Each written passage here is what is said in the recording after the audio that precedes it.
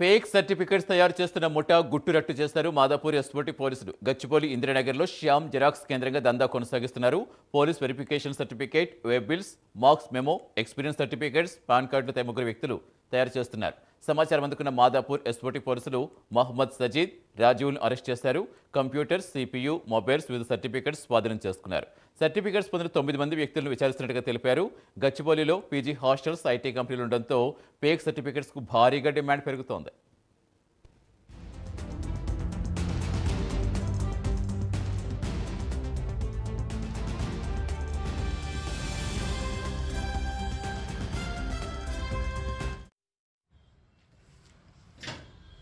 ఈ మహమ్మద్ సాజిద్ అనే వ్యక్తి జిరాక్స్ సెంటర్ నడుపుతున్నాడు. దీంట్లో ఏంటంటే వీళ్ళు మీ సేవా సర్టిఫికేట్లు ఇష్యూ చేసే వాటిలో ఫేక్ అంటే ఫోటోషాప్లో ఎడిట్ చేసి ఫేక్ సర్టిఫికేట్స్ తయారు చేసి ఇస్తున్నారు.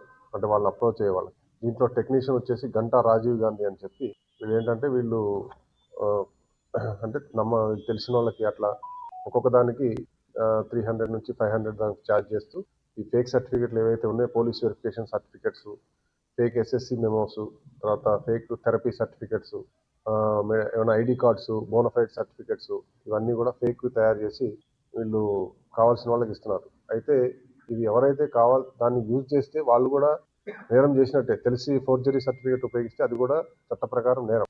దీన్ని నమ్మదగిన సమాచారం మేరకు మా ఎస్ఓటి టీం వాళ్ళ సహకారంతో మా ఇన్స్పెక్టర్ గారు, వాళ్ళ ఎస్ఐ, పోలీస్ స్టేషన్ సిబ్బంది వీరిని దాడి చేసి పట్టుకోవడం జరిగింది. వీరి మీద కేసు నమోదు చేయడం అయింది.